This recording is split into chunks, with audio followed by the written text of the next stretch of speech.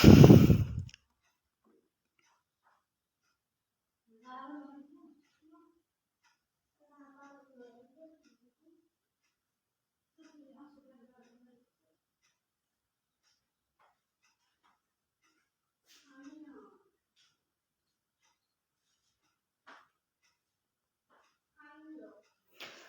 আলাইকুম রহমতুল্লাহ।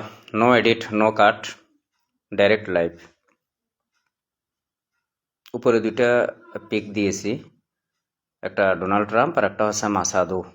এই মাসাদু নিয়ে একটু কথা বলি। উনি ভেনেজুয়েলার একজন নোবেল শান্তি পুরস্কার বিজয়ী মহিলা। 2025 সালের অক্টোবরে যাকে শান্তি পুরস্কারের জন্য ভূষিত করা হয়েছে।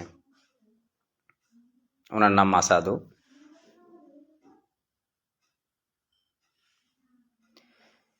বলছিলাম যে বিশ্বের মধ্যে একটা ব্যতিক্রমী ঘটনা এর আগেও ঘটেছে হয়তো বহুবার, কিন্তু এবার আমাদের মিডিয়া জগৎ এবং ইন্টারনেট কিংবা সামাজিক যোগাযোগ মাধ্যম সহজলভ্য হওয়ার কারণে আমাদের কাছে জিনিসগুলো খুব বেশি প্রভাব পড়ে এবং চোখে পড়ে। সেটা হচ্ছে যে ভেনেজুয়েলার একটি স্বাধীন সার্বভৌম রাষ্ট্র হওয়া সত্ত্বেও ডাইরেক্ট প্রেসিডেন্টকে একদম অপহরণ করে, তার রাজপ্রাসাদ থেকে অপহরণ করে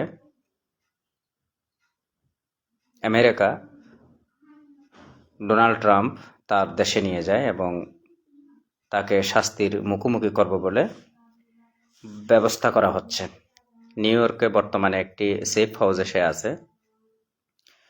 এখন একটি দেশের স্বাধীন সার্বভৌম একটি দেশ যার একটি পতাকা আছে, সেরকম একটি দেশের প্রেসিডেন্টকে যেখানে সরাসরি অপহরণ করে নিয়ে যাওয়া হচ্ছে, সেখানে আসলে বিশ্বের মধ্যে নাগরিক হিসাবে আপনি আমি কি চিন্তা করতে পারি? তো এই ভেনেজুয়েলার এই ঘটনাটি ঘটার পরে আসলে ল্যাটিন আমেরিকা নিয়ে আমাদের বিশেষ করে আমার তেমন কোনো আগ্রহ নেই, এবং ওখানে যে 20টি রাষ্ট্র আছে এগুলো নিয়েও খুব একটা কখনো পড়াশোনা করি নাই বা জানতে চেষ্টা করি নাই। কিন্তু এই ঘটনার পর ভেনেজুয়েলা নিয়ে অনেকক্ষণ পড়েছিলাম, বারবার দেখছিলাম, জানতে চেষ্টা করছিলাম। লাস্টের দিকে আবার চ্যাট জিপিটিকে আস্ক করলাম যে এরকম হওয়ার কারণ কি। তো ওখান থেকেও যেটা সারমর্ম পেলাম সেটি হচ্ছে যে তেল সমৃদ্ধ এই দেশটি, অনেক তেল আছে, পৃথিবীর সবচেয়ে বেশি তেল মজুত আছে এই ভেনেজুয়েলাতে। কিন্তু থাকলে কি হবে, এই তেলগুলো কিন্তু ভারী তেল, অপরিশোধিত ভারী তেল হিসাবে এগুলো উত্তোলন করা হয়। আর এই তেলগুলোকে পরিশোধন করার জন্য যে মেকানিজম, যে টেকনোলজি দরকার, এটি কিন্তু বহু দেশে নাই। যার কারণে এই তেল তার বিক্রিও হয় কম। এরপর আছে বিভিন্ন আমেরিকার নিষেধাজ্ঞা, তারপর আছে দুর্নীতি, অর্থনৈতিক ক্রাইসিস, সব কিছু মিলিয়ে মোটামুটি এক পর্যদস্ত অবস্থা। এর বাইরে আবার কারেন্সি কনভার্ট করে দেখলাম বাংলাদেশের টাকার চাইতেও ছোট তাদের টাকা। তো কিছুদিন ধরে দেখছিলাম যে ভেনেজুয়েলার প্রেসিডেন্ট মাদুরো হুমকি দমকি অনেক কিছু করতেছে, এই সেই। পপুলেশন আছে প্রায় তার 3 কোটি সাম, অ্যাক্টিভ সেনা সদস্য আছে মনে হয় প্রায় লাখের নিচে হয়তো। তো সব কিছু মিলিয়ে একটি স্বাধীন সার্বভৌম রাষ্ট্র, বাট হঠাৎ করে তার ওখানে একদম ঝাঁকে ঝাঁকে হেলিকপ্টার বিমান ঢুকে একদম সে পর্যন্ত পৌঁছে, তারপর তাকে সিজ করে তার ওয়াইফ সহ আমেরিকা তাকে নিয়ে গেছে। এখন আমার বিষয় হচ্ছে যে সেটা না, আমার যেটি চিন্তা মাথার মধ্যে আসছে সেটি হচ্ছে যে ইউক্রেনে কিন্তু আজকে অনেক দিন ধরে অপারেশন চালাচ্ছে পুতিন। সেরকম কোনো কিছু পুতিন পরাশক্তি হওয়ার পরও কিন্তু কিছু করতে পারে নাই। তো অনেকে হয়তো চিন্তা করতে পারে যে এইভাবে তো জেলেনস্কিকেও নিয়ে যেতে পারে বা পারত। তো যা হোক, পরাশক্তির বেলায় কথা বলতে গেলে আসলে আমেরিকায় সেরা, সেটাই আবার প্রমাণ করে দিল।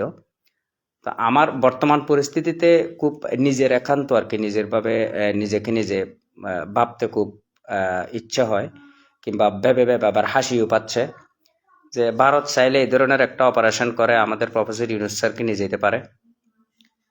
তারপর চায়না তাইওয়ানকে নিয়ে এত টেনশন না করে তাইওয়ানের প্রধানমন্ত্রীকে নিয়ে চিজ করে চলে যেতে পারে।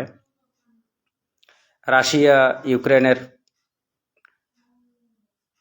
জেলেনস্কিকে নিয়ে যেতে পারে, এরকম একটা অপারেশন করে।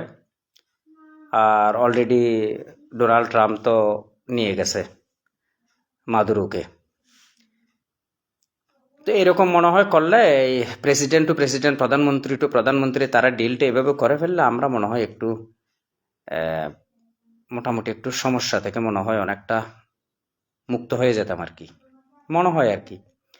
আর আরেকদিকে দেখলাম যে এই মহিলা মাসাদো, ও যে নোবেল পুরস্কার পেল, আসলে ওর নামটা যখন আমাদের এখানে পেপারে পত্রিকায় সোশ্যাল মিডিয়াতে আসে তখন এই নামটা আমাদের কাছে একটু ব্যতিক্রমী, এবং এই নামটার বিপরীতে একটু উলট পালট করলে একটা বড় ধরনের একটা গালি আমাদের এখানে চালু আছে, সে সারা বাংলাদেশে, এটা সবাই জানে। এটারই অনেক ফান করছিল, কথাটা বলে বলছে আমি তো ওটাই পড়ছিলাম, লেখা হয়েছে মাসাদো, কিন্তু বলছিল যে আমি তো ওটাই পড়ছিলাম, আমি ওটাই পড়ছিলাম। তো কিছুদিন আগে ডোনাল্ড ট্রাম্প নিজে খুব আক্ষেপ করে বলছে যে একমাত্র নোবেল যদি পাওয়ার যোগ্যতা রাখে আমি রাখে, আমাকে কেন নোবেল দেওয়া হচ্ছে না, আমি তো নোবেলের জন্য অনেক কিছু করলাম, নোবেল পাই সেই যোগ্যতাটা আমার আছে। এরপর তার এটাকে আরো বেশি সমর্থন করলো পাকিস্তানের ফিল্ড মার্শাল ওসিম সাহেব, এটা সমর্থন করলো। তারপরে শাহবাজ শরীফ বলল, আরো অনেকে বলল যে না, ট্রাম্পের নোবেল পাওয়ার যোগ্য, ট্রাম্প নোবেলের প্রতি খুবই আসক্ত হয়ে পড়ছে, নোবেলটা তার খুবই দরকার। কিন্তু একটু ভিতরে ভিতরে চিন্তা করলে যে দেখেন তো মাসাদো কেন নোবেল পেল, যে এখন হয়তো ভেনেজুয়েলার রাষ্ট্র ক্ষমতায় মাসাদো হয়তো বসে যাবে আর কি।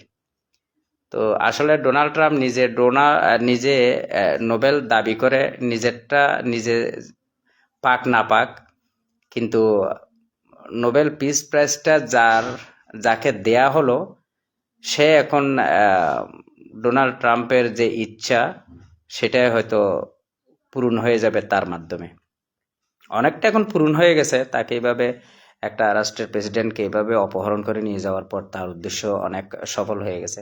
এখন চীন মাতামাতি করতেছে, রাশিয়া মাতামাতি করতেছে, ইরান মাতামাতি করতেছে, এইরকম কাজ করা উচিত হয় না, তাকে ফেরত দেওয়া হোক, এই দেওয়া হোক, সেই দেওয়া হোক। এগুলো সব বোগাস কথাবার্তা।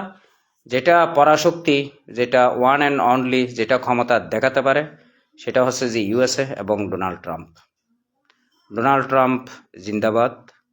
আমার খুব ভালো লেগেছে তার এই অপারেশন হলে এরকমই হতে হবে।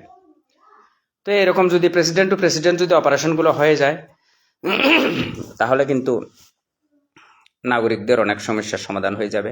যাই হোক, ভেনেজুয়েলার অর্থনৈতিক অবস্থা ভালো না, দুর্নীতিগ্রস্ত একটি দেশ। এখন এর মাধ্যমে যদি দেশের জনসাধারণের যদি উন্নত হয়, গণতান্ত্রিক অবস্থায় যদি ফিরে যেতে পারে, তাদের অর্থনৈতিক অবস্থা এবং সব দিক দিয়ে গণতান্ত্রিক অধিকার যদি সুপ্রতিষ্ঠিত হয়, তাহলে অসুবিধা নেই, এটা খুব একটা খারাপ হয় না জিনিসটা। এত স্বাধীনতা সার্বভৌমত্ব বলে তো ছিললে কোনো লাভ নেই। এক সময় দেখবে এই স্বাধীনতা সার্বভৌমত্ব প্রশ্নের মুখোমুখি হয়ে যাচ্ছে, যেমন এখন আমাদের বাংলাদেশেরটা হয়ে গেছে। আমাদেরকে গল্প শেখানো হলো যে আমরা স্বাধীনতা পাইছি, পাক বাহিনী আমাদেরকে নির্যাতন করছে, এই করছে সেই করছে, বহুত কষ্ট করে আমরা সেই ছোটবেলা থেকে কত গান কত কিছু এই সেই শুনতেছি, কিন্তু এক পর্যায়ে আসে দেখলাম যে না, স্বাধীনতা তো পাই নাই, বরং ভারত আমাদেরকে শোষে খাওয়ার জন্য, আগ্রাসন চালানোর জন্য, ভারতের স্বপ্ন স্বাদ পূরণ করার জন্য আমাদেরকে বিভক্ত করা হয়েছে। তো ভেনেজুয়েলার মতো রাষ্ট্রগুলো হয়তো আমেরিকার পাশে এরকমই হয়তো অবস্থা, তাদের অর্থনৈতিক অবস্থা দুর্দশাগ্রস্ত অবস্থা, নাগরিকদের একদম খারাপ অবস্থা। সেখান থেকে যদি এরকম মুক্তি পেতে পারে, খারাপ কি? খুব একটা খারাপ হয় নাই। আর সবচেয়ে স্মার্ট অপারেশন লেগেছে আমার কাছে, এটা খুব ভালো লেগেছে, একদম ডিফারেন্ট, খুব মজার অপারেশন ছিল। একদম প্রেসিডেন্টকে ডাইরেক্ট তার প্রাসাদ থেকে ধরে নিয়ে গেছে। চিজ। সালাম আলাইকুম রহমতুল্লাহ।